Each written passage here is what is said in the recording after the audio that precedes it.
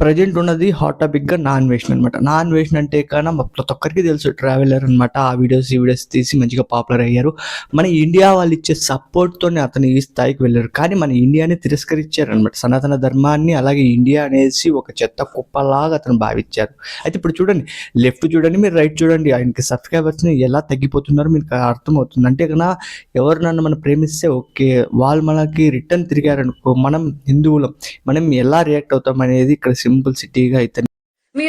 మీరంటే కొంచెం అభిమానం ఉండేది, మీరు నచ్చేవాళ్ళు, మీ కంటెంట్ బాగుండేది. ఇప్పుడు అసలు నేను చూడట్లేదు అండ్ మిమ్మల్ని అన్సబ్స్క్రైబ్ చేసేసాను. మీరు ఏమో నెగిటివ్ గా అనిపిస్తున్నారు నాకు. చూడొచ్చు, దాదాపు 25 lakhs 24 lakhs ఉన్నాయి 2 ఛానల్కి సబ్స్క్రైబర్స్. దీని మొత్తం అంతా కూడా అన్సబ్స్క్రైబ్ కొడుతూ ఉన్నారు, ఇన్స్టాల్ అన్ఫాలో కొడుతున్నారు, లైవ్లోనే కొడుతున్నారు. మీ పైన గౌరవం ఉండేది, బట్ కానీ ఇప్పుడు మీ పైన చెడ్డ అభిప్రాయం ఏర్పడింది కాబట్టి నేను అన్సబ్స్క్రైబ్ చేసుకుంటూ ఉన్నాను అనేసి. అలాగే చాలా టెక్ ఛానల్ పక్కన పెడితే కానీ మొత్తం టెక్ ఛానల్తో సహా కూడా, టెక్ ఛానల్స్, నార్మల్ సోషల్ మీడియాకి సంబంధించిన ఛానల్స్, అలాగే న్యూస్లో కూడా ఇతని పైన మొత్తం అంతా కూడా జరుగుతూ ఉంది. ఇప్పుడు మనకున్న హాట్ టాపిక్ ఏంటి?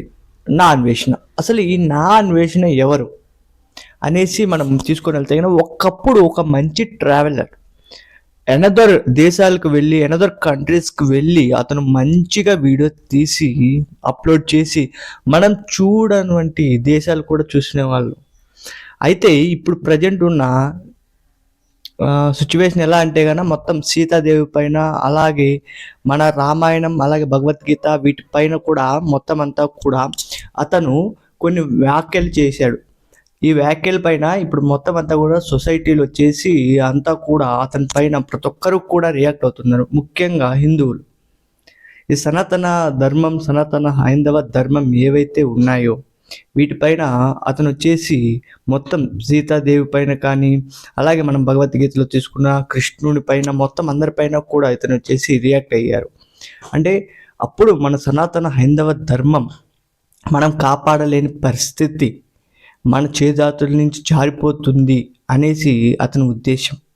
అంటే మన సనాతన ధర్మాన్ని ఎవరైతే తప్పుపడుతూ ఉన్నారో, ఎవరైతే ఇష్టపడిన నా అన్వేషణనే ఇప్పుడు డైరెక్ట్ ఫేస్ మీదనే రివీల్ చేస్తున్నారు, నేను మీ ఛానల్ని అన్సబ్స్క్రైబ్ చేసుకుంటూ ఉన్నాను అని. అయితే చూశారు కదా, మొత్తం డీటెయిల్గా విన్నారు కదా.